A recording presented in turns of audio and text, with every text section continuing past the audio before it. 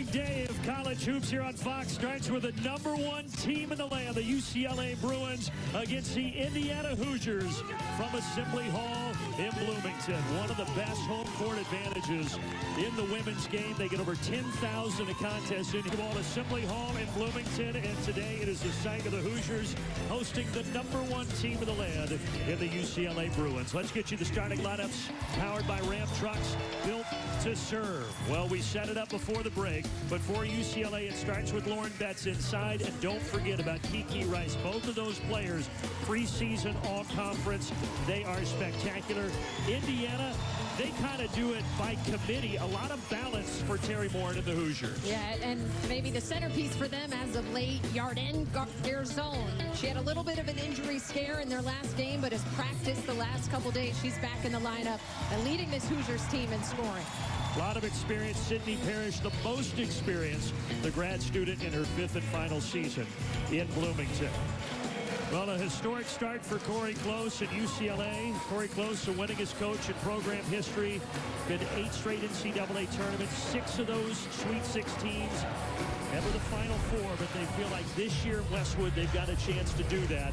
And on the other side, Terry Moore, who has led Indiana to 4 straight NCAA tournaments for the first time in school history. What an atmosphere inside Assembly Hall. Yeah, this is actually my first time here in Bloomington, and the fans have certainly shown out to welcome in the #1 team in the country. Top 5 in attendance in women's basketball are the Indiana Hoosiers, and they are here and ready to go, and we are ready to bring it to you to start your Saturday of college hoops here on Fox.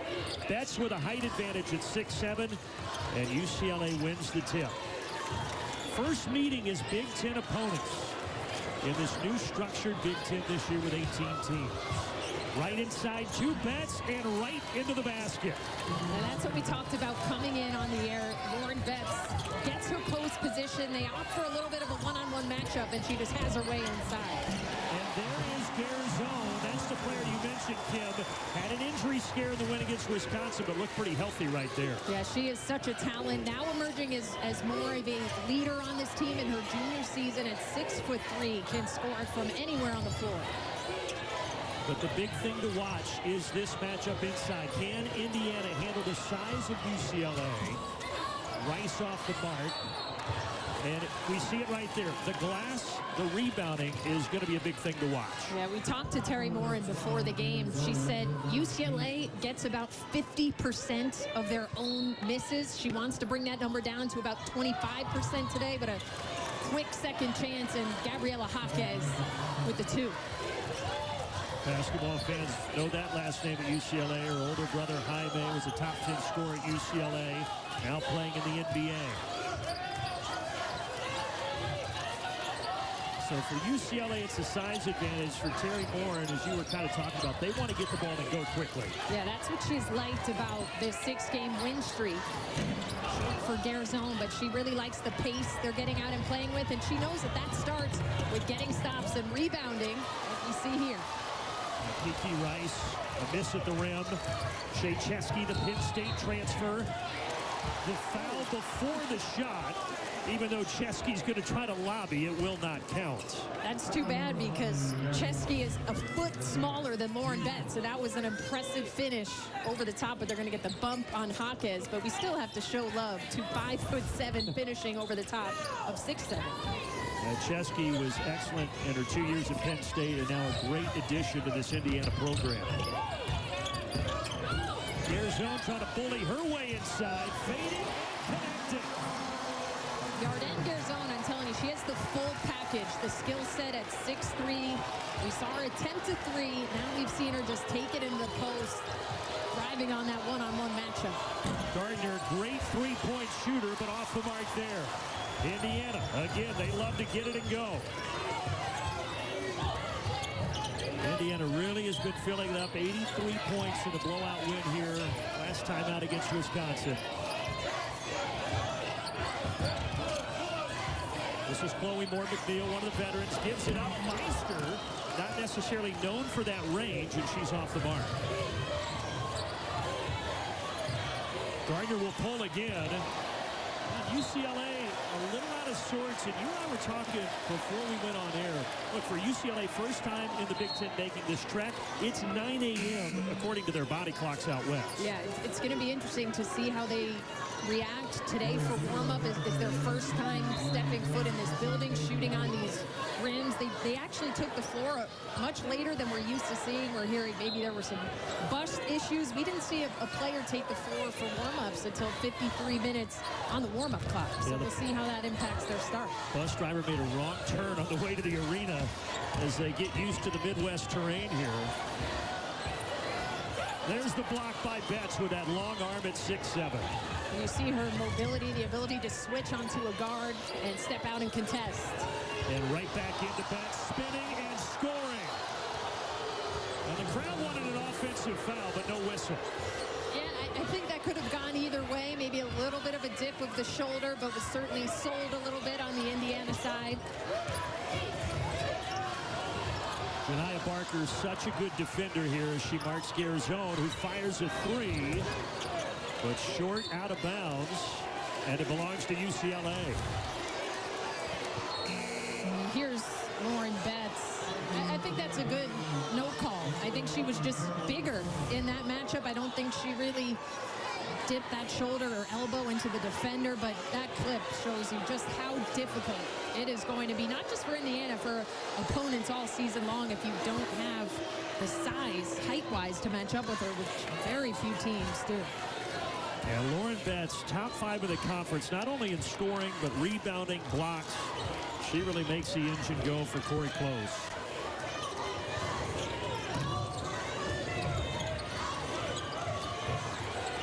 They go into her again, and she is just too much to handle inside. And I think that's the biggest difference between Lauren Betts, the sophomore last year, and this edition of Lauren Betts. She is calling for the ball. She is aggressive. She's demanding her teammates throw it into her. And an offensive foul, and they're going to get that on Shea Chesky. Terry Morin on the sideline, not too happy about this. Ooh, I don't know about that. I thought Chesky was pretty well set there. Barker just trying to barrel through the screen. I'm not sure they got that one right. A tough one for Shea Chesky. And now UCLA, I mean, you would have to think they're going to just keep going into Betts until Indiana can stop it, right? Yeah, why not? Make them adjust, make them double team, then you start kicking out. You see that position again. Taken away. Sydney Parrish got her hand on it. One of the senior leaders. Almost a travel there. Garzone, though, did not leave her feet. Parrish from three.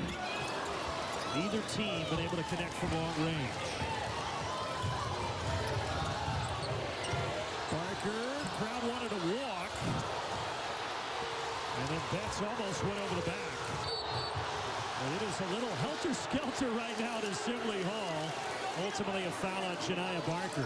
Yeah, physical here in the opening minutes, not just inside, but on the perimeter. Both of these teams with good length on the perimeter, trying to get out in passing lanes. So where can Indiana neutralize? You know that UCLA has the size advantage. We talked about Indiana running. Is that the key for them?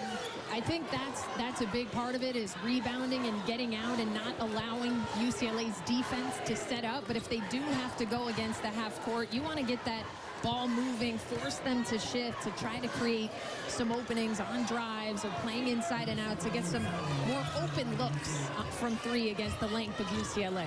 Well, right now it is Betts going to the bench, so Indiana will at least get a reprieve in that sense. A whistle and another offensive foul. This is going against Strickland, who just came into the game a couple of moments ago. So that's now 2 calls on moving screens within the last minute or so against Indiana. The tight whistle off of the ball. Veteran officiating crew, as you would expect for a game like this. Michael McConnell, Brian Hall, Brendan Pantoja. And there is Janiah Barker, 2 years at Texas A&M, and what a get she was in the portal. Yeah, and that's a good sign for her. She made a solid amount of threes at A&M, has only shot 4 of 24 from deep coming into this one, so that had to feel good for her. Active hands. Dugalic takes it away. And there's more length for Angela Dugalic. She's 6'4". She can defend on the perimeter. So much length for UCLA defensively. And the Bruins trying to add to what is a 7-0 run right now. Make it a 9-0 run. London Jones from just inside the arc. And Terry Morin takes a timeout. UCLA, the top team in the country on their first Big Ten road trip. They are liking the Nets here at Assembly Hall. Big Ten basketball is powered by Ram trucks, built to serve. First time that Indiana has hosted a #1 ranked team in 3 decades. And right now, that #1 ranked team is on a 9-0 run, thanks to their center, Lauren Betts. Yeah, Lauren Betts has yet to miss a shot in the building. She has 6 points on 3 of 3 shooting, and she's doing her work early to get that post position, to get the defender on the back. She's patient in her moves. She's going over either shoulder. I think Indiana has had the best luck when they send her a quick double team and get the ball out of her hands. But unfortunately for Indiana, the UCLA teammates are stepping up as well on part of this 9-0 run as Lauren Betts gets an extended break. Yeah, she went to the bench. They added a couple more buckets. See if Indiana can stop the bleeding here after Terry Morin was forced to take that time out.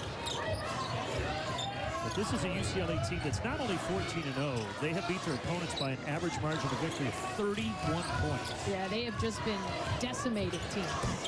That will help Indiana. There is the veteran, Chloe Moore-McNeil.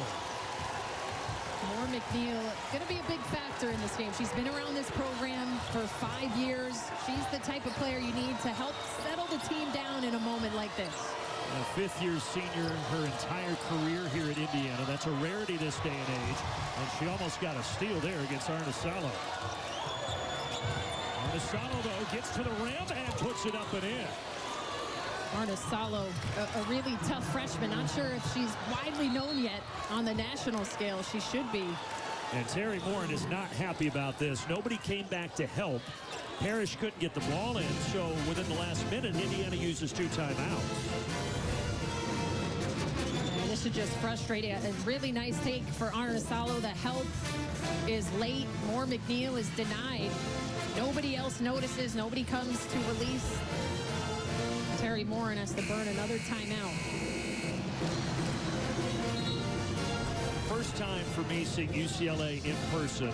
You watch them on tape. I mentioned they've been blowing everybody out of the water, including that big win earlier this year against South Carolina, snapping their 43-game win streak. UCLA just seems like this year they are the real deal. Yeah, I mean, I think the biggest difference from last year's team to this year's team is they have better threats from three-point land. Tamia Gardner, number 30 on the floor right now, is their best shooter on the floor. But what that does is completely open things up for Lauren Betts on the inside, and even just the drivers like Kiki Rice, who's one of the best in the country at getting downhill. Very tough to identify a weakness with this Bruins team. Yeah, there really aren't any. And Betts, speaking of her, she is back out there for Corey Close from the Bruins. They give Strickland the space to shoot it. That's not her game. And it's off the back of the iron.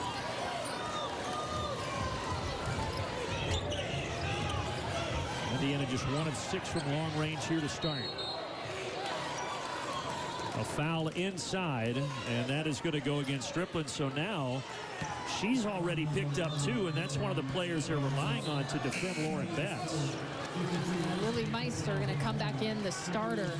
But again, Lauren Betts is just doing a really nice job of getting to the block, pinning and sealing her defender. That's what forced the foul call on that one. Arnesalo back down inside. There comes a triple team, and it leaves Gardner open, and now she's going to have 3 free throws. That sequence right there is the exact change I just described in talking about UCLA, because Indiana decides we're going to throw 4 bodies at her. They completely leave the best three-point shooter on the team, Tamia Gardner, shooting 42% from 3. And they send her to the free throw line. And that's the thing, Kim. You said it. They have more shooters this year. That's the difference from last year. You also have Betts, who is a good passer from the interior. Yeah, and let's not forget, this is only Betts' second year with UCLA. She played her freshman year at Stanford. So now you have a full year under the belt of this core group that's returning, playing together. Kiki Rice, Lauren Betts, Jaquez. So that's gotten better as well, in addition to the new pieces that have been brought in. Gardner able to take advantage at the line, and now it's 18-7 here, 7 minutes into the game.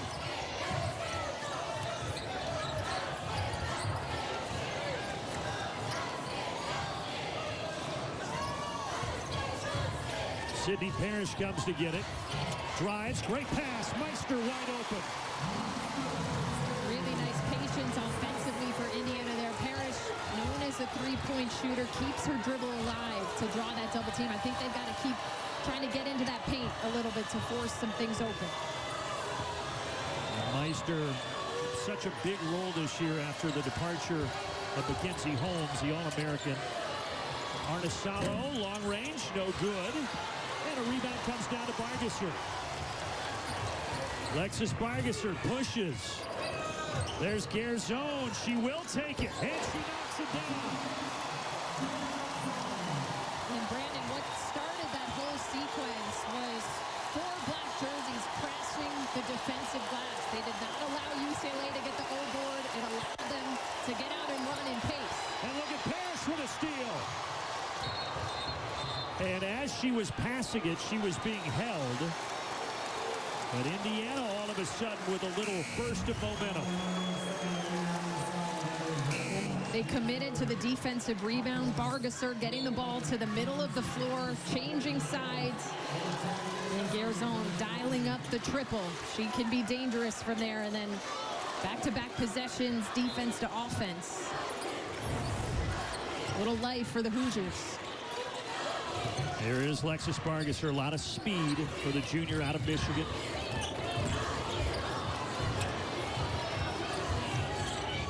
Chesky gets a screen. Crossover. Leading in. And she will get herself to the charity stripe at the 139 mark. Shea Chesky, just a tough guard. And her first season in Bloomington, as you mentioned, coming over from Penn State, she seems to just fit in so perfectly. Reminds me of Grace Berger, one of their great guards from just a couple years back, at just 5'7". She's competitive. She welcomes the physicality. When she entered the portal, Kim, they asked her what she was looking for. She said, I wanted a coach who was tough on their players, pushed them, and made them better. And she says, I feel like I found that in Terry Morin. Yeah, it is a really nice fit on both sides.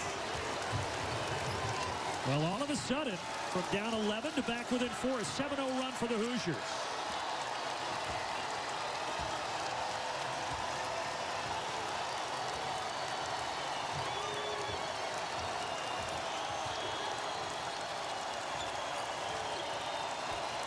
Rice, they're trying to get it into Betts. And they do. Back out. Jaquez lines it up. Long rebound to Chesky. Chesky pushes. Parrish from 18. Yes.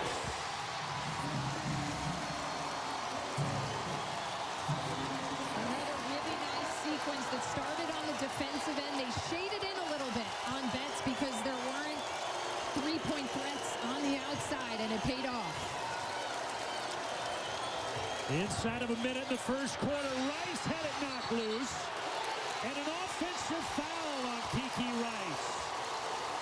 And Indiana will have a chance to tie or take the lead. Indiana's defensive pressure and activity has noticeably shifted upwards. They're feeding off the crowd. Lexus Bargesser, somebody they really turn to for on-ball defending. And just giving Kiki Rice some headaches on that possession. Well, I mentioned that this is one of the top 5 atmospheres attendance-wise in the women's game, and you knew that Indiana was not going to go quietly after that slow start. Yeah, you can feel the crowd really getting into this game, and the players are responding to that. Hoosiers look to add to that 9-0 run.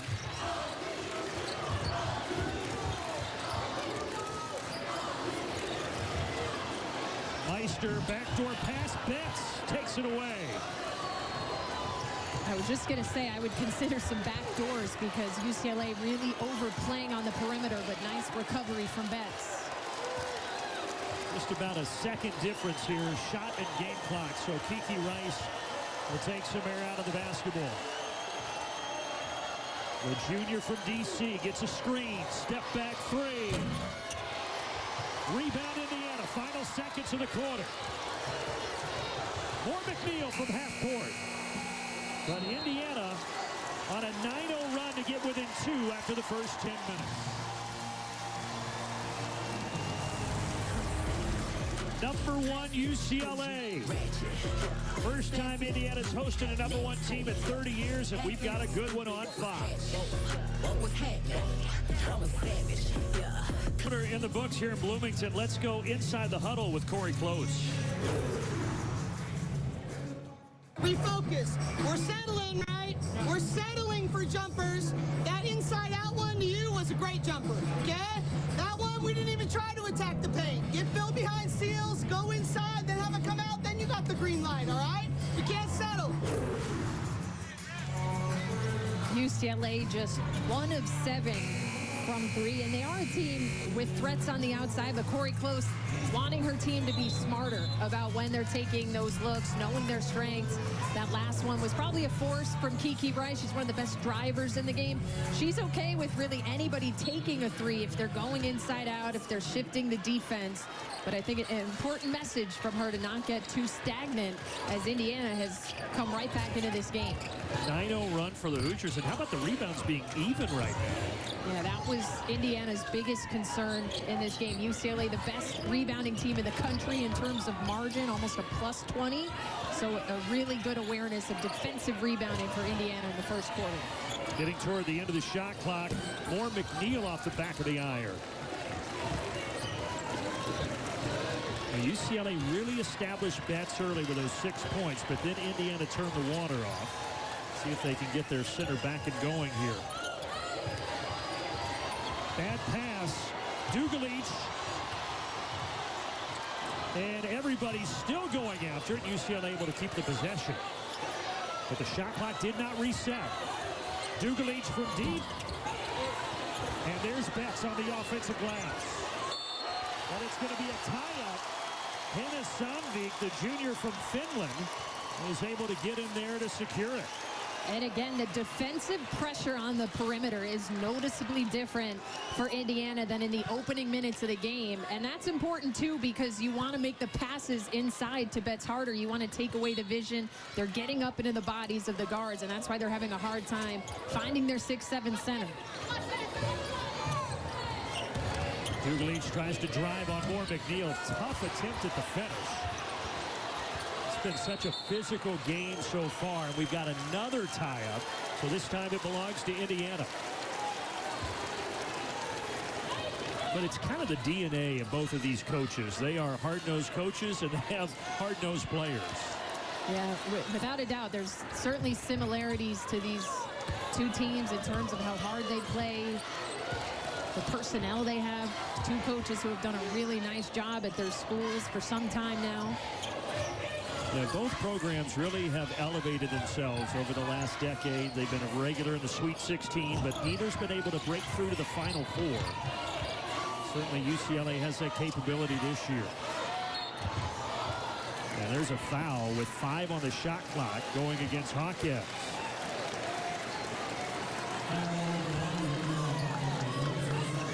And that is 2 on Gabriella Hawkins. There certainly has to be a little bit of an adjustment for the players because there have been quite a number of fouls called off the ball, not too much contact, so players have to keep their hands to themselves.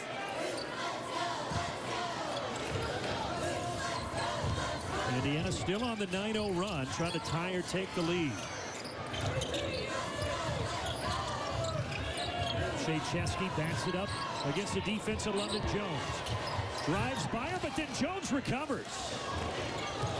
Up ahead, Hawkins in transition, count it, and the foul on Parrish. So that's probably the first time we've seen UCLA get out in the open floor. You see the impact of Betts defensively stepping in for the help. And then Gabriela Jaquez, so long, so smooth in the open floor. Momentum shifting type of bucket for UCLA. Yeah, that stops the 9-0 run. Jaquez was great in that win against Michigan on Thursday. And trying to complete a three-point play here. And she does.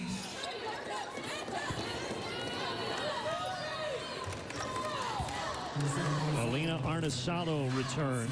One of the best dishers as far as passing is concerned in the conference. Top 5 in that category. And just great depth for Corey Close, getting Jaquez out of the game with the 2 fouls. You don't really have a drop-off when you go to her bench this season.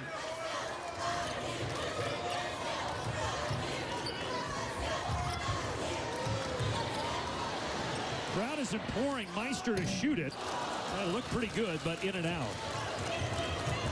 You can tell, though, Betts is daring her to take that outside jumper. Now Betts on the interior, and she has a chance at a three-point play. Pretty much any time Lauren Betts has had a one-on-one matchup, she has been able to score. You see no help, digs in on that one. She's been going to that right shoulder. When it's the one-on-one matchup, it's feast time for Lauren Betts. Betts cannot hit the free throw, and there's a foul, and that's going to go against Indiana. They're going to get Yardin Garzon, and that is her second.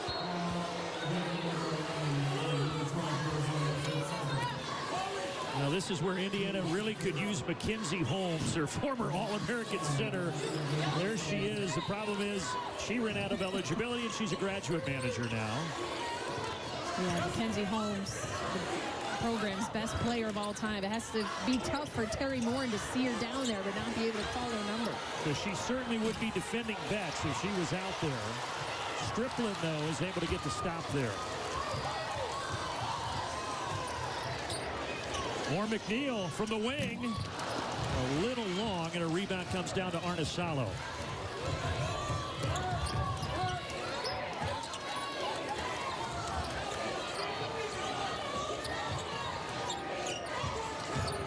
Kiki Rice, crossover, misses from 18 feet. Terry Morin did talk about how different it's been, though, without Mackenzie Holmes. They kind of had to relearn how to play the game a little bit. Yeah, she said Mackenzie Holmes was almost like our cheat code if we were in a funk, hadn't scored for a couple minutes. She's a reliable player we could dump it into. She said that we're still figuring that out by committee. Garzon, certainly somebody who's evolving into that role. Her confidence, I think. Well, with Holmes, yes, you lost the program's all-time leader in scoring.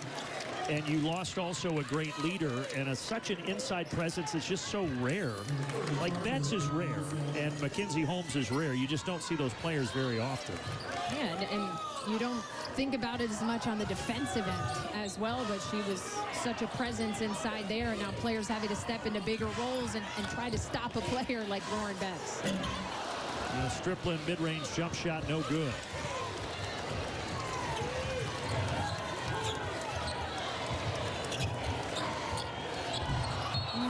Strickland, and they will get the offensive foul on Lauren Betts. Right call there by the officials. And I think that's what you have to continue to do with Lauren Betts, is try to be physical with her, try to make her uncomfortable, push her off her spots. Nice physicality and battle inside there from Strickland. It is just the first foul on the junior from Colorado, Lauren Betts.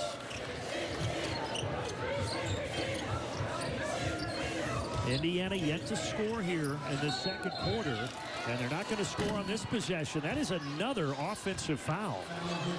And almost all of them have come on screens.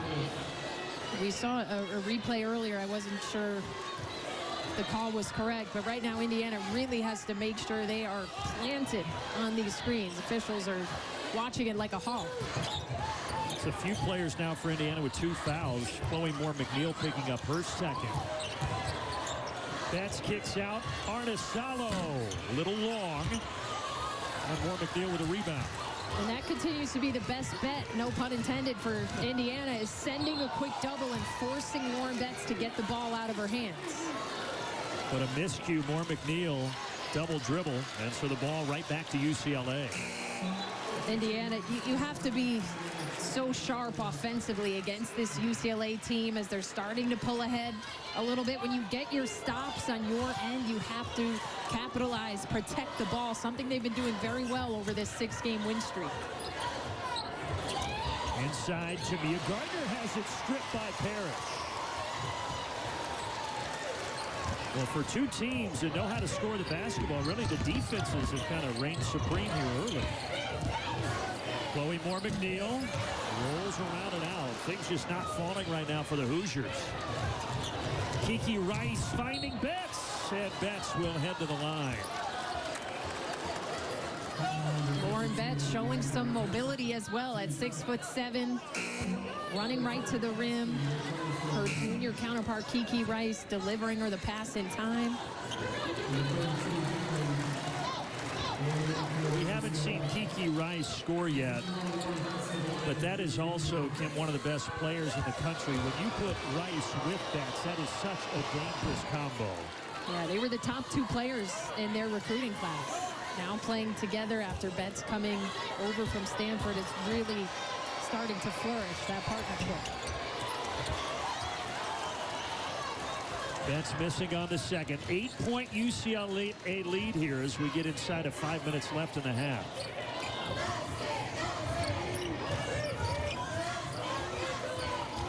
Indiana has to keep moving, not just one player with the ball and everybody watches. They've been their best when there's off-ball movement. There is Kiki Rice. Driving inside, blocked from behind by Chesky. UCLA keeps it. London Jones.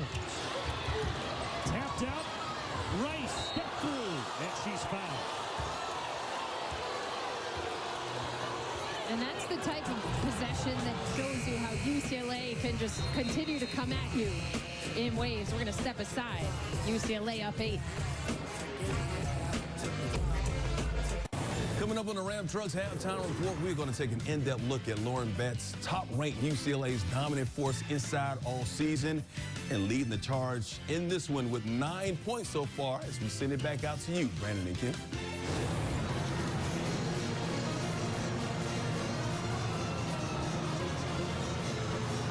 Yeah, Mike, they have Betts with 9. UCLA ultimately up by 8, and they have not allowed Indiana to score in the second quarter. Yeah, Indiana, at times there have been some nice defensive moments. They've been at their best when they are disruptive on the perimeter, when they're sending multiple players to Lauren Betts. They're holding UCLA significantly below their season field goal percentage. The Bruins are 50% on the season, just 38% tonight. But the difference is Indiana's not scoring the way they have been, as we talked about coming on the air. What stands out to me, Brandon, they have just 3 assists in this game. They had averaging 23 assists per game over their last 6 wins. So you've got to keep that ball moving and sharing. I'd still like to see them exploit some backdoor cuts a little bit. They're being heavily overplayed. I'm sure Terry Moore, and that had to be a point of emphasis during that timeout. Battle for the rebound again. Seems like every rebound is a battle. UCLA will keep it. Indiana has never beaten a #1 team. 0-5 all time. I mentioned they haven't hosted a #1 team here in 30 years. This is certainly a big day for the program, but right now they've got to get their offense on track.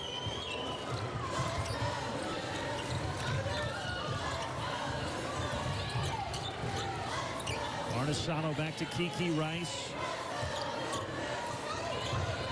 10 to shoot. Gets a screen from Dugalich. Goes to work. Hangs and scores. Kiki Rice is as tough as they come off the bounce. Lauren Betts getting a break on the bench, but there is no let-up. Kiki Rice taking it right to the Indiana defense. You mentioned all the talk about Betts, but Rice was the #2 recruit in that 22 class. And now they're going to get the ball back here. We have seen just a bevy of offensive fouls against Indiana. That is 4 in the first half. I can't believe they just called that on Indiana. I thought they were calling that on Rice, kind of holding the cutter. I don't know if I've ever seen this many offensive foul calls on screens, or it's been interesting to see. Indiana has 5 players with 2 fouls, and now Parrish has 3. Dugalich, yes. Angela Dugalich, third year at UCLA after a freshman season at Oregon, and she gives them a 13-point lead. The depth is just so impressive. How many offensive threats? You have to guard everybody on the floor for UCLA. Everyone is a scoring threat. Largest lead of the game for the Bruins. And folks, Indiana still has not scored here in this second quarter. Chesky has it taken away. Kiki Rice, one of the quickest guards in the country, lays it up and in. We've talked about how good the UCLA offense is. Ooh, collision right in front of us. Gardner colliding with Garzone. And Tamia Gardner a little slow to get up. The foul on Gardner, that's a tough one to pick up right here. Yeah, this is a physical play. We got to get those fans some pads. They took that like a champ. I was ready to duck under the table, got to be honest. They took it. They threw the charge. But just to go back to my point, we've talked about UCLA's offense, but this is one of the premier defensive teams in the country as well, and we're seeing it here, especially in the second quarter. They're second in the country, holding teams to just about 32% field goal. They've been aggressive. They're long. And again, it's an Indiana team that just put up 83 points and a 31-point win against Wisconsin in this building. But this is a little bit of a different animal they're facing right now in UCLA. They will get to the line here to try to get their first points of the second quarter.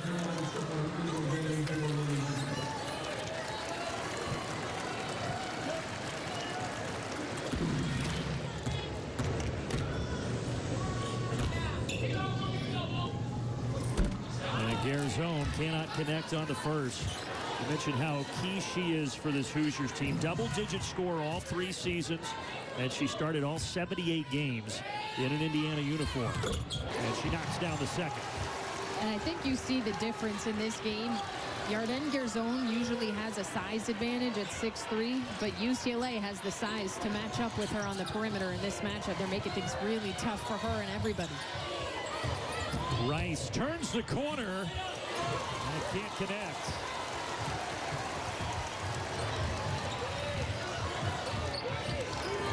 Garzone over that stretched out arm of Betts, but she cannot get it to drop.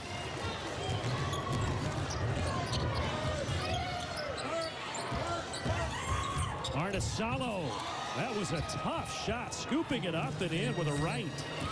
She is an underrated freshman in this country. She's coming over from Finland. She's had lots of professional and international experience. She's a hooper. Striplin, yes, just inside the arc.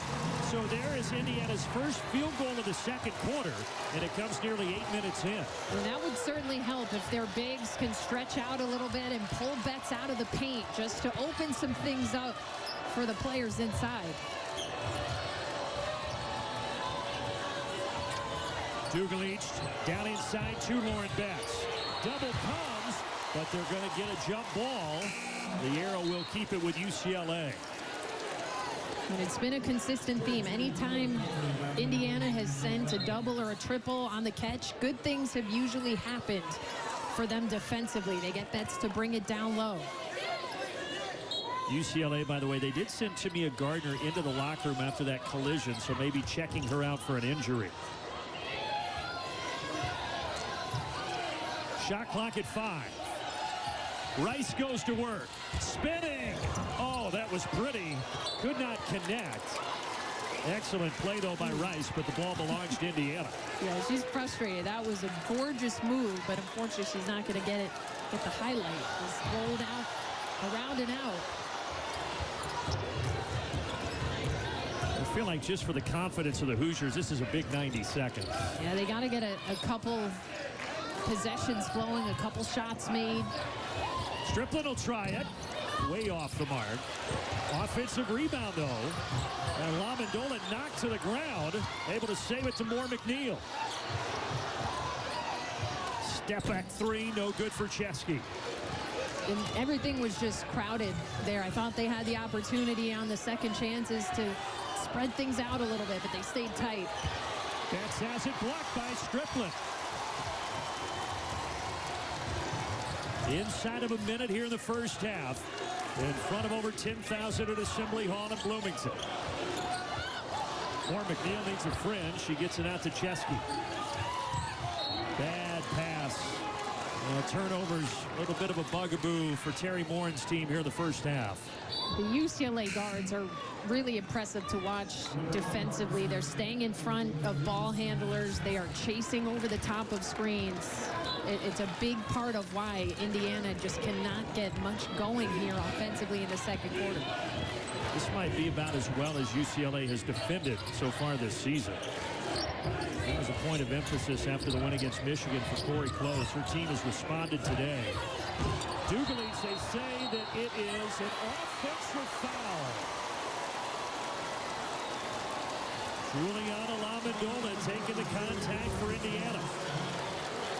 I was told today at shoot-around by Indiana SID Megan that Lamandola loves to take a charge. So the scouting report is correct on her, giving up some inches in that matchup, keeping her body on the line. She's the only player younger than a junior in this Indiana rotation. They're such an experienced group. And the shot clock is turned off here for the Hoosiers. Chloe Moore McNeil, the fifth-year senior. She's going to initiate. Over to Garzone. No. Indiana tracks it down to the corner. One last shot. Yes! Strickland at the buzzer to at least get it down to a dozen. That feels big for them. As slow offensively as they were in that second quarter, their defense has held it down at times. It's certainly a manageable deficit to go up against as they head into halftime. UCLA, the #1 ranked team in the land, trying to get to 15-0 in front of a hostile crowd at Bloomington. And it's the Brewers by a dozen at intermission. We'll be back after these messages here on Fox.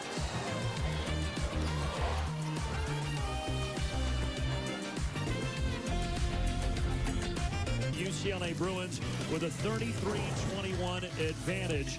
It was really the second quarter that was the difference for UCLA. Yeah, just so many offensive weapons. Lauren Betts leading the way with 9. Kiki Rice, so tough off the bounce. Really anybody in a blue jersey can score the ball. We're seeing the offense, but it was really the defense that was impressive. They held Indiana to 2 of 11 field goals there in the second quarter. Yeah, forced them into 7 turnovers, so Indiana some work to do in the second half. But first, Mike Hill from our LA studios after this. Defeated. Spread on the floor. Oh, the clinic continues. She plays hard. She can stuff the stat sheet. Hawkins. She knocks down the triple. Rice on the move. Count it.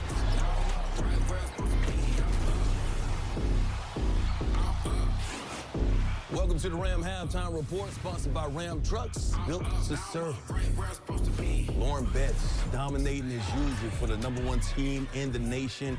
UCLA outscored Indiana 15-5 in that second quarter. They are up by 12 at the break, 33-21. Hey, welcome inside our LA studios. I am Mike Hill. Second half action is coming up. But for our Ram Trucks halftime highlights, we're going to take a closer look at UCLA's top scorer, Betts, who's become an intimidating presence inside for the nation's #1 ranked team. And for those Bruins, well, they are following her lead every step of the way.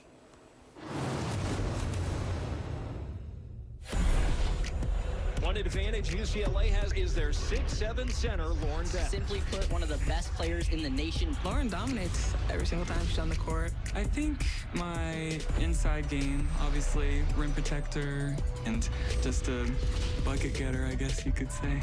Dish off to Betts. Not much you can do once she gets it down there. I know when I pass her the ball, I 100% believe that she's like gonna hit whatever shot she takes. Want to take care of the basketball and then get it to Betts. There's just very few people literally in the world at her height that can move like she does, that has hands like she does. Positioning, footwork, strength. Just to have someone on your team that's such like a big presence in the post and draw so much attention makes the game so much easier for everyone else. It's a big-time play by a big-time player. Something I've worked on in the off-season a lot. Spreading my game out to the perimeter a lot more. You know, if they're sagging off of me, like I can actually take that shot. Right there, she's showing you got to be on me every single second. What people don't know is how high her basketball IQ is. She is special, and I believe she will go down as one of the all-time great centers in our history.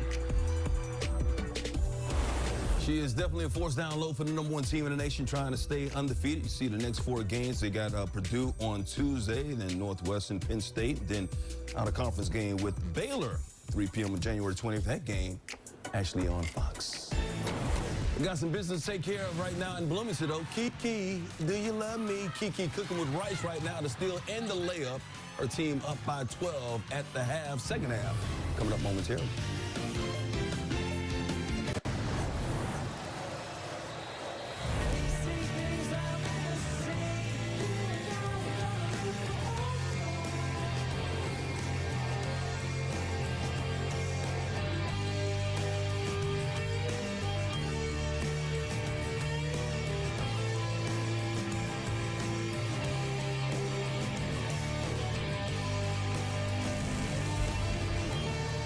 The new look Big Ten with the Bruins a part of the conference, the #1 team in the land, leading Indiana by 12 at the break. Take a look at our first half stats. Powered by Ram trucks, built to serve. Both teams cold from outside. Look at the points in the paint, though. UCLA plus 12 in that category and plus 12 in the game. As we welcome you back courtside here at Assembly Hall, Kim Adams, Brandon Gaunt with you. So if you are Indiana, all the hype going into this game, first time in 30 years, you've had a #1 team in this building. What can they do to adjust? Yeah, well, I think their defense has been fine most of the time. I think they've done a really nice job on Betts when they're doubling her, but offensively, it starts with defensive rebounding, trying to get out and run and play with some pace because the half-court defense of UCLA is just so strong. If they do have to go against them in the half-court, they need more movement, more cuts, try to get some things open, but Indiana, they got to try to get some flow offensively. You would have to think they're going to have to knock down some of those outside shots at some point to have a chance to try to claw back in this thing. Yeah, and that's an area that they've been confident in this 6-game win streak. Coming in, they've been making 10 threes a game, but the perimeter length of UCLA, the disruption is bothering them, so that's why I think they need a little bit more movement in the half court that's going to free some things up on the perimeter. And we should also mention, I thought the foul trouble kind of took away from their rhythm a little bit. They had 5 players in that first half that had at least 2 fouls. Players were coming in and out. Indiana does start the second half with the ball. Here's Garzone attacking Dugalich. Great defense. Well, maybe not. They do get a foul against Dugalich and 2 free throws coming. And the size of UCLA just never runs out. We talked about in the first half, Garzone at 6'3" typically has some mismatches in her favor, but she's met with equal size in this matchup. And here is Garzone, one of the leaders, a junior from Israel. She's got a twin sister actually serving in the Israeli military right now. Of course, the ongoing war in Gaza says it's been very difficult, but the team and coaches have really rallied around her during this tough time, and she's able to get both free throws.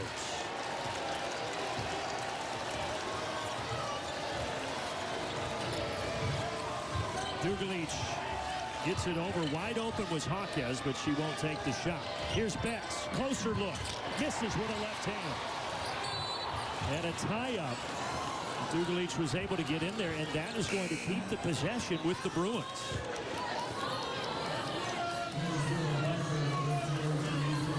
It's a quick sub for Tori Close. I noticed Barker was riding the bike there in the corner. Maybe she was trying to get loose a little bit, but a quick sub. And Dugalich 3 fouls, so that's a little risky going for that jump ball. Now, Rice can't get it close range, and Chloe Moore-McNeil takes it out of there. Shea Chesky. Oh, going right at the 6'7" center. Small but mighty is Shea Chesky. Definitely no fear from Chesky, but that's the pace that Indiana wants to look to play, and it started by getting the stop and the rebound. given up a foot in the size disadvantage category, but she gets the crowd into it. Barker quiets the crowd with a mid-range jumper. It's just such a tough team to defend because they were defending Betts so well in the post. They were fronting her. They couldn't lob it in, and then Barker just knocks in an easy one. Parrish cannot connect from the wing, and here comes Kiki Rice. Jones down inside to Betts. Kick out. Jaquez in rhythm. Yes. And just like that, a quick 5-0 spurt for the Bruins. And I was going to say, Jaquez is one of the players that you're probably okay with shading off of her a little bit to double team Betts, but then Jaquez knocks it in. She doesn't have one of the best percentages on the team, but just such a dangerous group. Talked about Jaquez. Her brother Jaime, of course, was a legend at UCLA. She grew up 45 miles from Westwood out there in California. Always wanted to play for the Bruins, and now getting the opportunity to do that, just like her brother did. Gearzone trying to drive it on Barker. Off balance, but she got it to go. Tough bucket. She's being met with multiple matchups with size, length, physicality. But she's sticking with it, and she's fired up on this end as well, trying to get her teammates involved. She's got 12 to lead the Hoosiers, does Gearzone.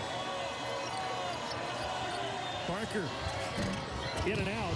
There's Betts, though, and she sticks it back home. And that's just frustrating, completely losing sight, losing position of Lauren Betts, who certainly doesn't need any help getting points. That's going to be on Barker, 25 feet from the basket. And this was a theme in the first half. A lot of away from the play fouls being called, a lot of off-ball fouls, fouls on screens, offensive and defensive. Very tight whistle here that the players have to adjust to. So that's 3 on Barker. She and Dugalich both with 3. So Corey Close is going to bring back in Gardner, who left briefly in that first half after a big collision, but she's okay. Gearzone on the step back. Left it short. Jaquez. Nobody stopped her. And Betts again, such a problem on the offensive glass.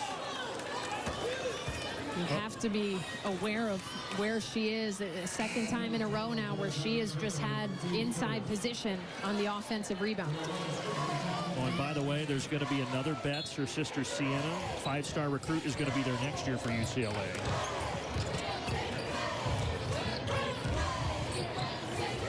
Almost taken away by Parrish.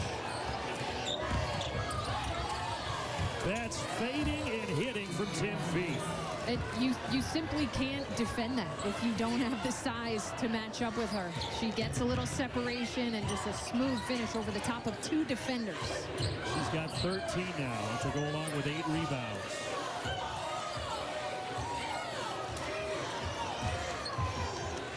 Chloe Moore McNeil is going to pull and hit from 18 feet straight on. Impressive. Moore McNeil keeping the dribble alive. Again, it seems like we say this on every shot, but shooting over the length of UCLA. Gardner at 6'3", but a nice little teardrop. But even that possession with the defense of UCLA, there's not much fluidity for Indiana. And that's going to be a foul on Strickland, and that is her 3rd. So both sides, the foul's starting to mount a little bit. It looked like Strickland was just standing there, but she's not complaining. So maybe there was a little something before the whistle that we didn't catch.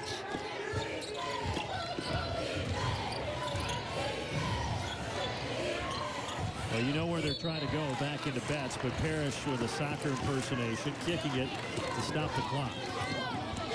And Betts is so good. She gets in front of her defender and then seals and opens up, and that's how she gets that front position pretty much any time she wants. There it is again. Strickland playing with those 3 fouls. She kicks it to Rice, right back into that well, and why not? Laura Betts so smart. They're sending her the double. She kicks it out and then instantly reposts, and they forget about it. Mid-range jump shot. Good answer there from Shea Chesky.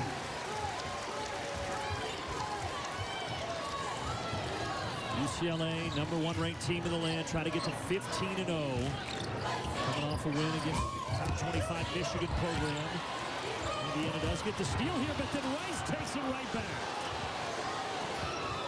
Well, that is just so frustrating looking at the face of Terry Morin. You get the stops and then literally hand it right back to UCLA. They're lucky they didn't go right up with the layup there. Kiki Rice a little conservative. Midway point of quarter number 3. Betts again. Kicks it out. There's Rice. Buries the triple. Largest lead of the afternoon for the Bruins. Perfect spacing from UCLA. Patience from Lauren Betts. Reading the double and triple coming and finding an open teammate. Beautiful basketball for the Bruins. That inside-out game, so tough to stop.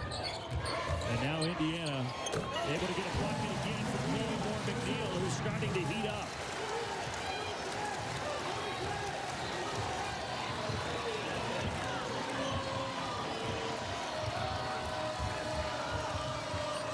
New look Big Ten is so deep, so dangerous. 7 of the 18 in the top 25 of the most recent poll.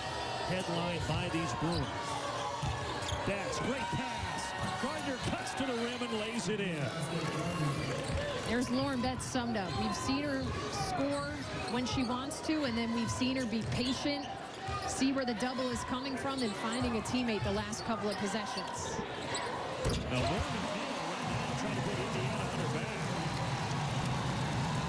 She's doing all she can, but Indiana needs to bring the defense. We saw them have their best defensive quarter maybe in the early part of that second quarter. I thought the pressure was really good. They've got to bring that back. Offensive. And look who's in the middle of it. Moore McNeil takes the contact. It takes us to immediate timeout as Indiana trying to claw back in it here in Bloomington.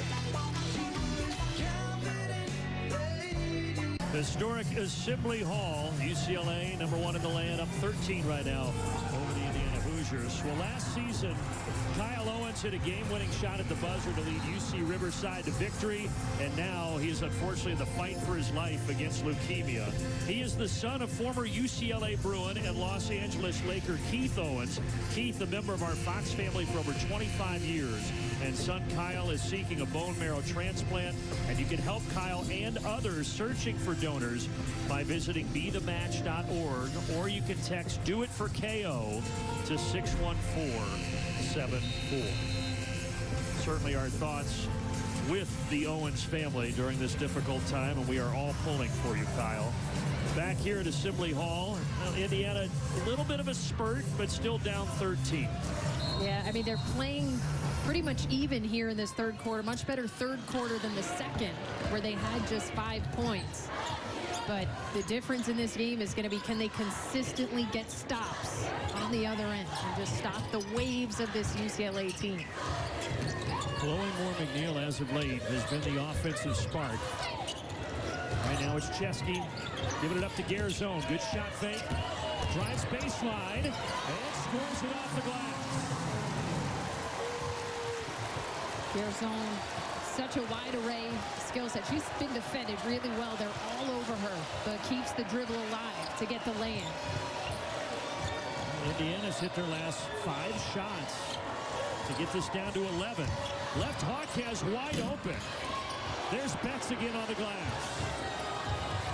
Right back down into Lauren Betts. Hawkes short. Knocked out, and here comes Chesky. 1-on-2. Takes it, scores it, and the foul.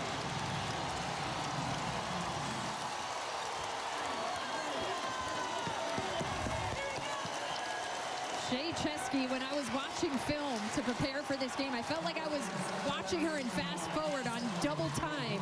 She is so quick with the ball. First year here in Bloomington, transferring in from Penn State. From Buffalo, New York, bringing that northeast edge, I have to say, as a New Yorker myself.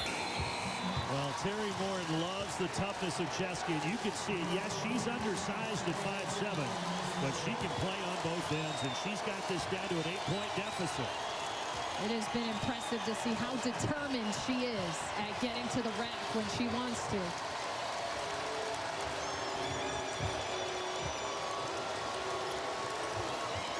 Dugalich fouled, and she connects. Tough fadeaway jumper for Dugalich. That's a big bucket because you had 10,000 standing here at Assembly Hall. It just, when it rains, it pours against this UCLA team. I was watching the other side of the floor where everybody is focused on Lauren Betts. There were about 3 players surrounding her. Corey Close clears out that side for Dugalich. And at 6'4", just has the length and the touch to finish that shot over the top and get to the free throw line. Been a frustrating afternoon for the 5th-year senior Sydney Parrish, who just picked up her 4th foul. So she goes to the bench, and now UCLA back up 11. And this is how it's gone. It seems like every time Indiana makes a little bit of a run, cuts it to single digits, they can't get the back-to-back stops or the 3 stops in a row. Their zone for the corner. Missed everything. And Kiki Rice will bring it the other direction.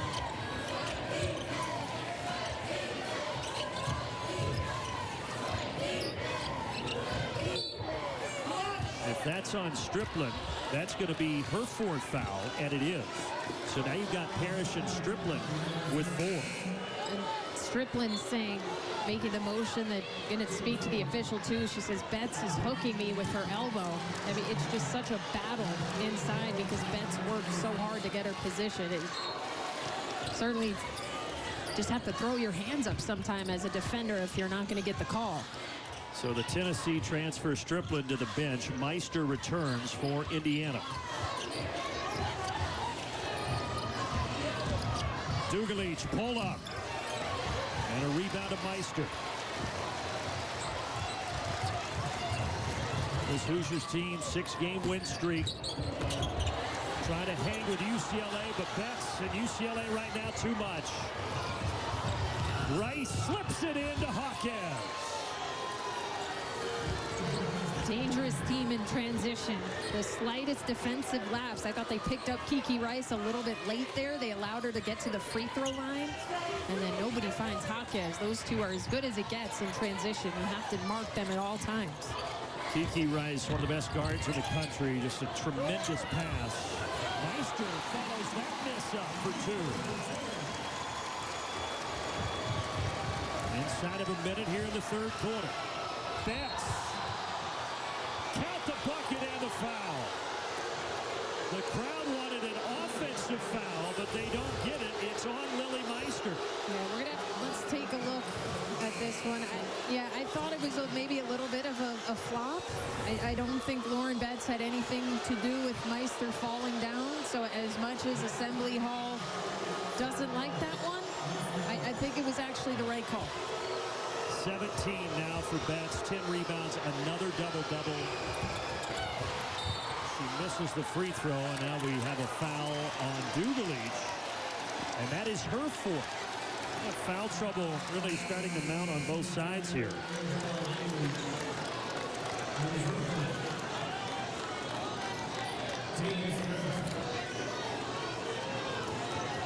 I mean, like every aspect of this game has been physical. The battles in the post, position with Betts, they've been going at it. And then a lot of perimeter defending. A lot of stoppages and foul calls in this one. Juju Watkins is the preseason player of the year in the Big Ten for USC. Unbelievable. Between her and Betts, when those two square off, what a battle. Yeah, well, I think it's time. I think people need to start putting Lauren Betts in the National Player of the Year conversation. That's something I haven't heard. I've heard Hannah Hidalgo and Juju, probably the 2 front runners right now.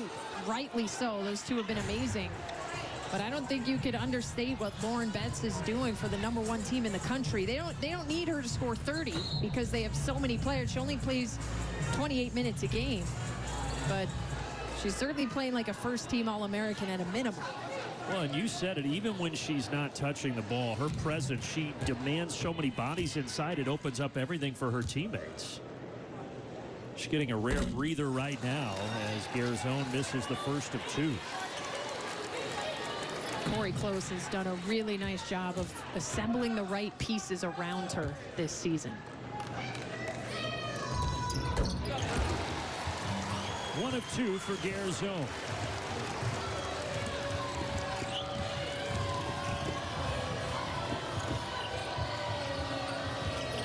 London Jones, great three-point shooter.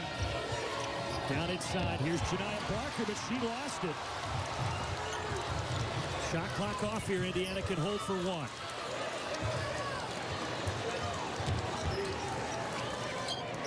McNeil has certainly been the hot hand. Let's see if they just keep it in her hands and let her operate.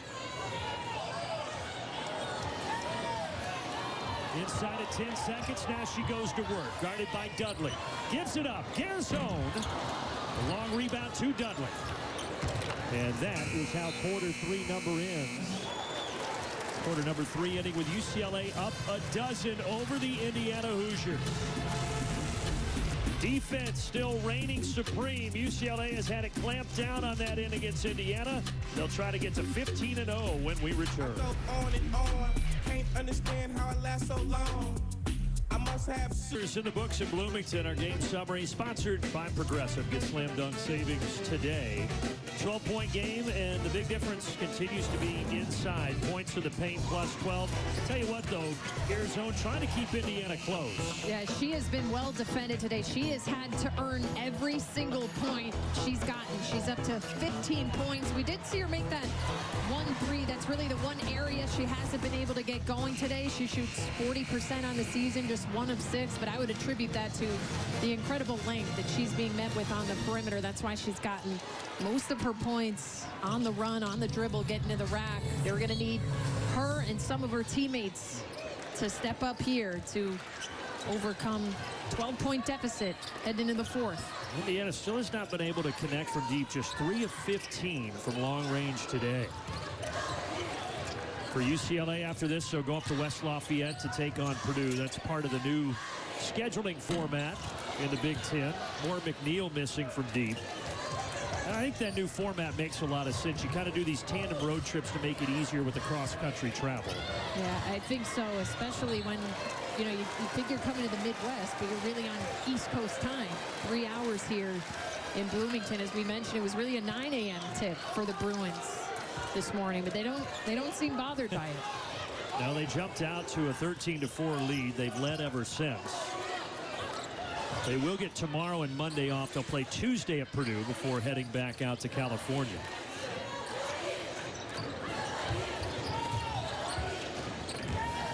Chesky splits the defenders. No whistle, and UCLA takes it the other way. London Jones had a quiet day. He's making some noise there. And that, Kim, is her bread and butter. Yeah, London Jones set the UCLA single season record for threes made last season. Her percentage hasn't been anything crazy this year, 33%, but she can make some timely ones. And there goes the Indiana 3 that you were looking for. This is their 4th of the game. It's La Mendola, the Texas native, who connects from deep. You were telling me before the game, though, Terry Morin's had an up-close look at both Jones and Kiki Rice. Coached them in USA basketball. Yeah, some connections there. Knows their tendencies. Probably prefers coaching them to facing them in a game like this. That's an offensive foul on the aforementioned London Jones.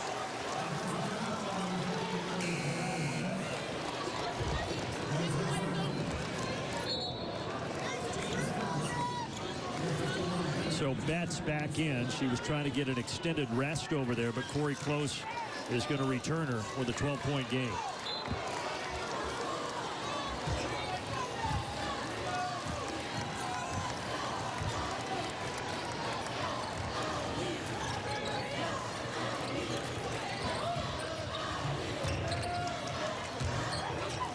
Chloe Moore McNeil. Over the top to Lily Meister. Meister cannot connect. With Betts away from the post, she had the height advantage but could not hit the shot. Betts on the other end. Power dribble. Up. Yes. 2 more. Give her 19. Big mismatch on that possession, 6-inch gap, and Betts recognizes, takes it right to her. Gear zone a little too much, and Betts clears it. Already has her 9th double-double of the season here today.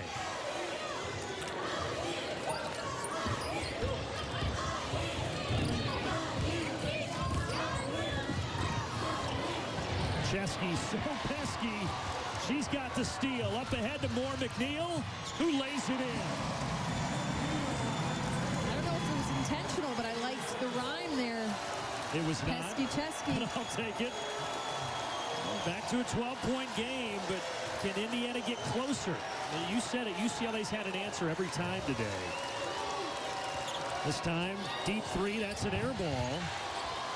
And Indiana with a chance to get a little closer.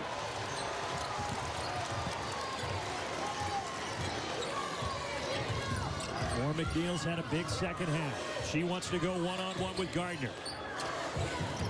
In the corner, Garzone, and off the mark.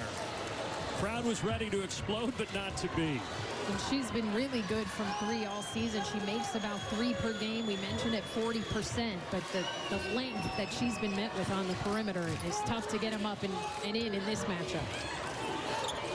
Just the 4th all-time meeting between these two teams, and right now UCLA with a 14-point advantage behind Lauren Betts, having 21 here today. Timeout on the court with 6:11 remaining.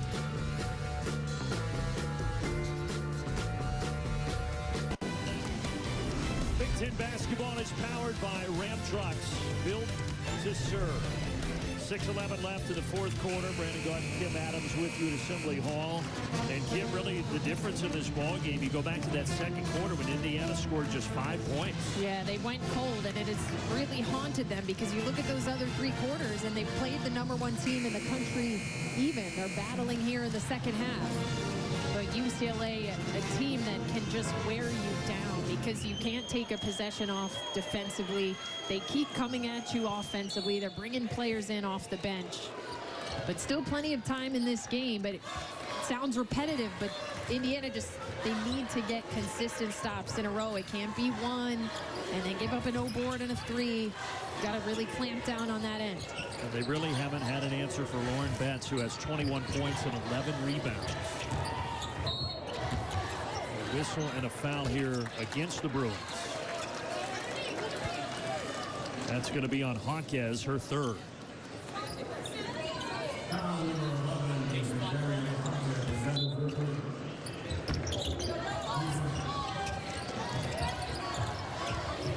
Indiana riding that 6-game win streak. Parrish playing with 4 fouls, missing the 3.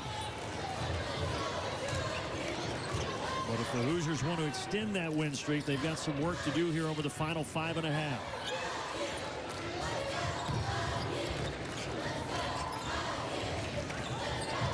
Arnisalo and the Bruins trying to stay perfect, trying to get to 15-0.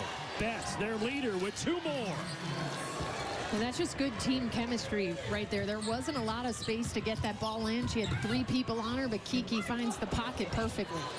Strickland can't finish, and UCLA has it back. Chance to take their largest lead. Rice to Barker, and Barker lost it going up. Garzone drives and went right through the contact of Hawkes. Yeah, with all the fouls we saw called off the ball, I don't know how you don't call that one. I mean, that's a clear body bump on the drive. Garzone able to still finish. She's got 17.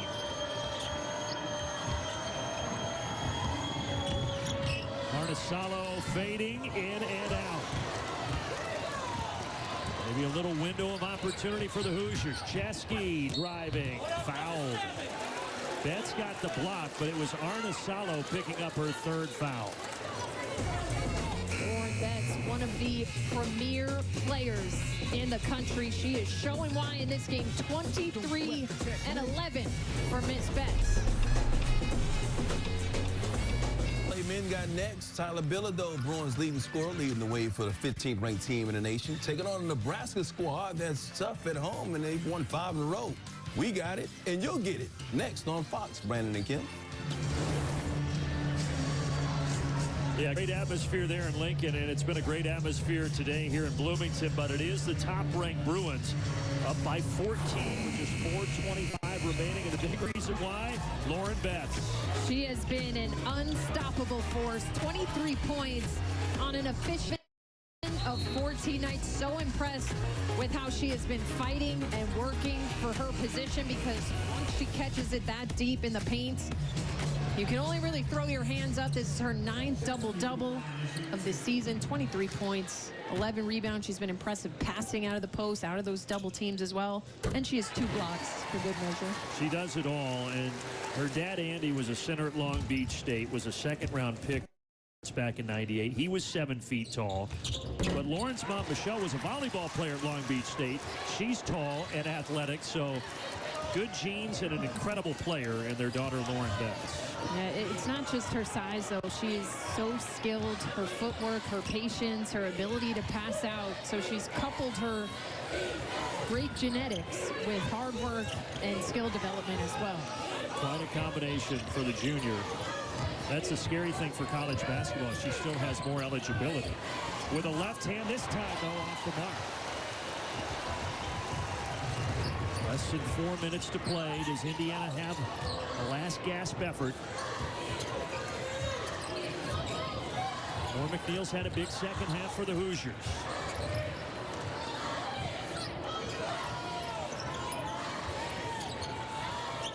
Inside of 10 to shoot. Moore McNeil comes back to grab it. 15-footer, too much. Strickland puts it back. Indiana gets it down to 10.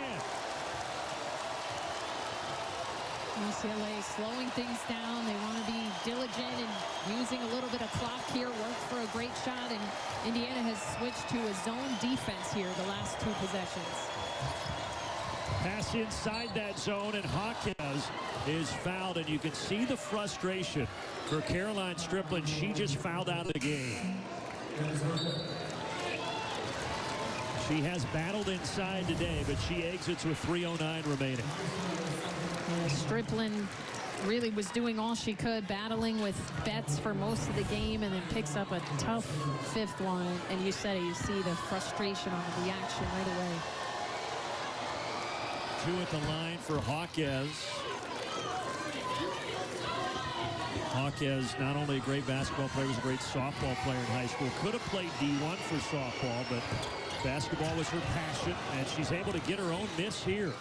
Well, they pulled her onto the softball team this spring in the postseason. I think she came in as a pinch runner. Yeah, against Georgia, the Super Regionals. They had to ask her coach Corey Close if they could bar her. She said yes, just don't hurt her. And she actually pinch ran. Here she's firing a 3, but it rolls off on Hawkins. That would have been nice if she hit that, because that was quite a pass out from Betts. For McNeil, great drop off, but Meister misses the bunny. And I think that shot is a product of just Lauren Betts' existence. Of 6'7", you're worried about going up at the shot, and that's stuff that doesn't show up in a box score with the impact of Lauren Betts. Now Corey Close is going to take a timeout here, as UCLA trying to hang on to remain undefeated and atop the women's college basketball poll. Well, UCLA will take on Baylor in the inaugural Coretta Scott King Classic. It is a historic women's basketball doubleheader event. That's going to be on Monday, January 20th at the Prudential Center in Newark, New Jersey. You can get your tickets at Ticketmaster.com. That is going to be an awesome event. That's an exciting field. Texas, big win over Oklahoma. Was it just last night, 2 nights ago? And then Maryland, one of 5 remaining undefeated Big Ten teams. After this game, we'll only have 4. But Maryland, a team that's maybe going to catch some people by surprise. Brenda Freese has assembled a really nice group. I'm excited to see them go against UCLA. Well, UCLA, they're not catching anybody by surprise anymore. I mentioned 6 of the last 8 years they've been in the Sweet 16, but I think that win earlier this year against South Carolina really said, hey, we've arrived. Oh, yeah, that sounded the alarm. But what's impressive is they didn't just win that game and then have an off game or 2. They have kept the foot on the gas and just dismantled teams. bounces over on Jones. Yeah, over a 30-point average margin of victory. A little different here today, but Corey Close said she knew this would be a battle. Yeah, I mean, it's their first ever Big Ten road trip. You switch time zones. A noon tip for Indiana means a body clock of 9 a.m. for UCLA. It was not an easy circumstance to come into this one with the crowd. Well, UCLA has led pretty much from the jump. Meister's able to draw a foul on Hawkes, so 2 free throws coming.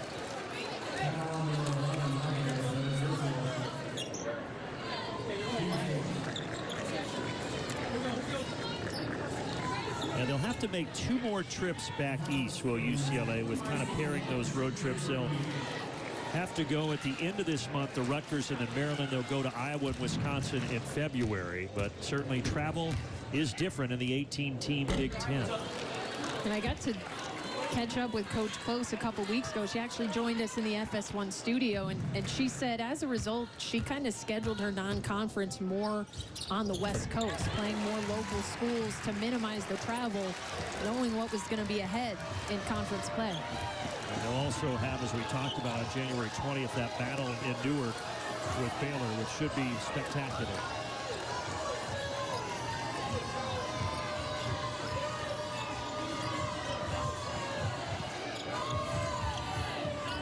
UCLA content to eat some clock and then go into Lauren Betts.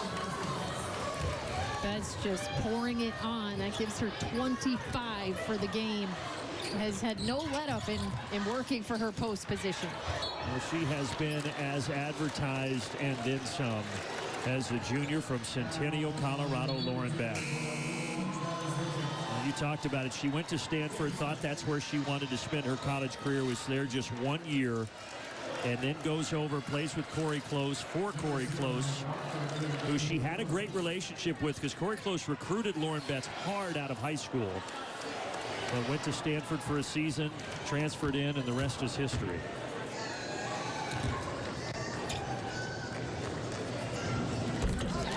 At the line, Garzone knocks down the first of 2.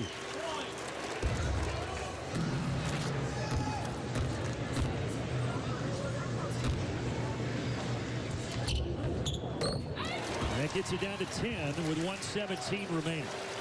And Brandon, something else that's impressed me about Betts today is how in shape she is. She's played 33 minutes in this game, which is above her season average. She's been out there a lot.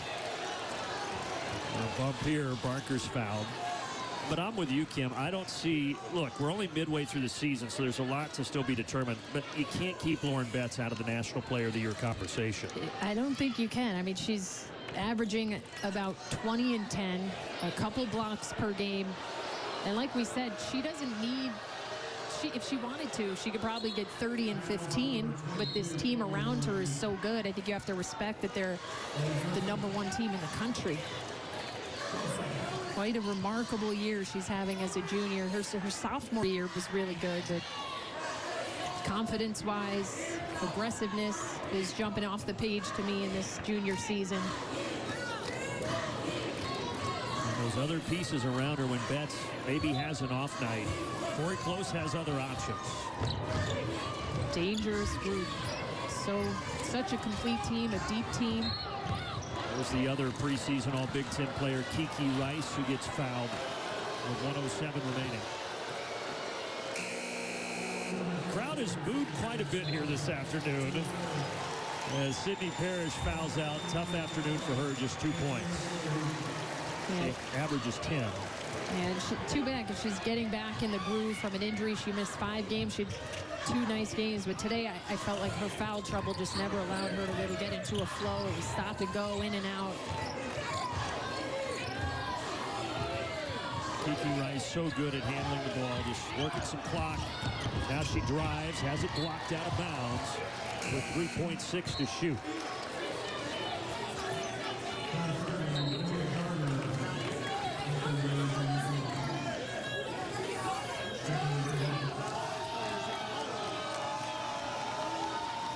If the score holds, Indiana will drop to 10-4 and 2-1 in the Big Ten. Here's Gardner.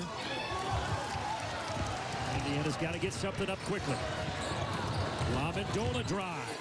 Blocked, but a foul on Gardner.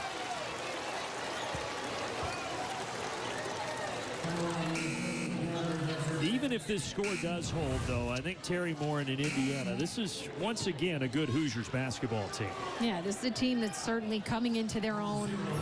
Definitely have gotten better from the early weeks of the season when they were trying to figure out life after Mackenzie Holmes, the program's all-time leading scorer. Usually a team that's in the top 25, not right now. They'll have a couple of opportunities to knock off some teams as we look at that upcoming schedule. But Terry Morin is just so spectacular. She grew up in this state, 11th year now, led them to 4 straight NCAA tournaments. Something that had never been done before. And they are battling here to the very end. They've got this down to an 8-point deficit. Rice single-handedly beats the press. And there comes the foul with 38 remaining.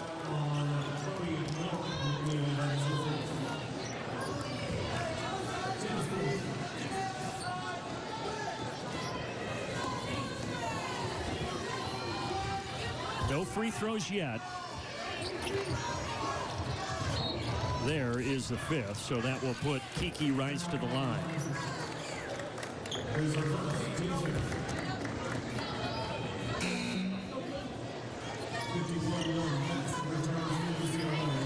Well, Kiki Rice, she may not have scored a ton so far, 7 points, but 6 rebounds and how about 7 assists today for Kiki Rice. Yeah, she puts so much pressure on the defense because of how well she can get into the paint and drive the lane. But she's been on quite a stretch. Coming into this one, her last 3 games was averaging 18 points on 76% shooting. Her season efficiency is 61%, which is pretty much unheard of from a guard. That's insane.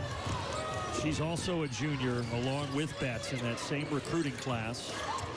Garzone inside to Meister. That gets it back to 8, but Indiana's running out of time. And Rice will return to the foul line.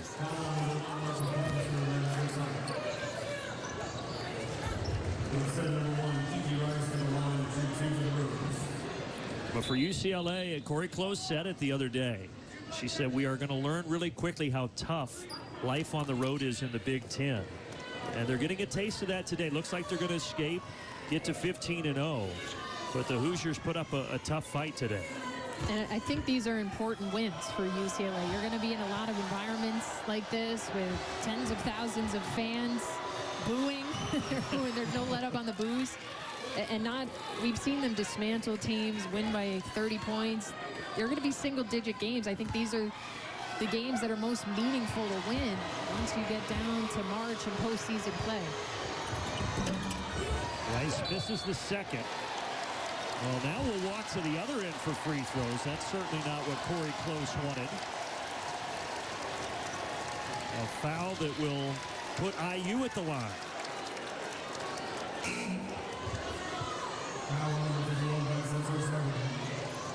Mentioned how great of a job Terry Morin has done. Corey Close, winningest coach in program history. There's 2 tremendous head coaches. Right now, Terry Morin, though, is a little upset. Yeah, there's a little confusion right now. Both coaches are trying. UCLA called a timeout. Coach Morin, I'm trying to figure out what she's upset about. Because they did rule the foul against UCLA. We've got the timeout with 26.8 remaining here. I think maybe she's saying that UCLA shouldn't have been able to call the timeout there. I'm trying to read her lips as she speaks to the official.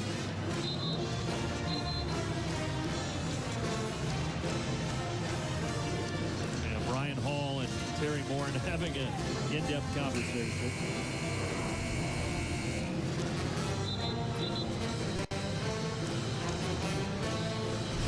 But to finish the point on Corey Close, She got her 300th win against Nebraska last Sunday. They showered her with confetti in the locker room. She didn't know why. She was so locked in, she had no idea that she had reached the 300 win mark. Now she's got a chance at win number 302 here today against Indiana. Their zone for deep. That goes whining, and that is into the hands of Hawkes, and it's going to be a tie-up. But the arrow will give it to UCLA. Neither team is waving the white flag right now. We're taking this down to the wire. Fouls, jump balls.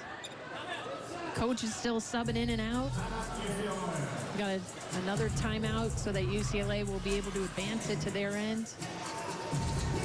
Yeah, it has been physical in both of these teams. You look, Indiana, when it was 16 on several occasions, I'm not going to say that they could have folded. They would never do that. But I thought there was a chance UCLA, Kim, might stretch it to 20-25. Indiana simply would not let that happen. Yeah, they have continued to battle, and unfortunately it goes back to that second quarter where they were outscored 15-5. Pretty much everything else has been dead even. They're outscoring UCLA 18-15 in this fourth quarter. But with a team as strong as UCLA, you can't have a 5-minute lull, a quarter-long lull, because they're going to make you pay.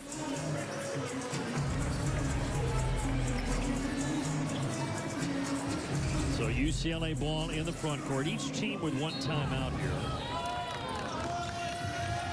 Rice comes to get it and quickly fouled.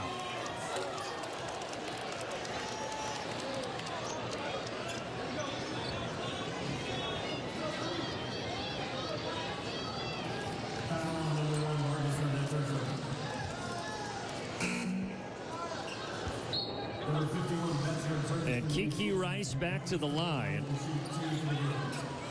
Kiki, another young woman who has an incredible family story. Her dad, John, played at Yale. Her mom played tennis at Yale. And her brother, Mateo, is a senior at Yale right now playing basketball. And if that's not enough, her Aunt Susan Rice was a high-ranking official in both the Obama and Biden administrations. Very Pretty casual accomplished family, right? Very casual family gatherings. When I had them in the NCAA tournament last year, she had John Legend there as a family friend. Just ho-hum. Here's John Legend. Just going to come and break bread with us. And her cousin is Allen Houston, who was a great New York Knicks sharpshooter back in the day. So, but Rice hits both, and UCLA now up 11. Well, you have John Legend at your family gatherings, right? He is an alumni of my alma mater, Penn, Yeah, so I have a little connection there. Have yet to shake his hand, but maybe we'll get him at the Thanksgiving table once. It looks like UCLA is going to escape here and keep that #1 ranking and get to 15-0 before heading up to West Lafayette to take on Purdue on Tuesday. Pretty impressive. I mean, they've had a tough schedule. They've been on the road, and yet they still have that unblemished record. To have no let-up through this point of the season is really impressive. Of course, UCLA, along with USC and Oregon, joining the conference in August to expand it to 18 teams. And we mentioned in the first half, but 7 of those in the top 25. It's just such a great conference on both the men's and women's side of things. Yeah, it was interesting because the Pac-12 women's basketball was so good last year. And then, of course, Big Ten with Caitlin Clark. So now we're having the best in the Pac-12 merging with this burgeoning Big Ten conference that is having attendance numbers. And it's going to be a really fun couple of months in this conference.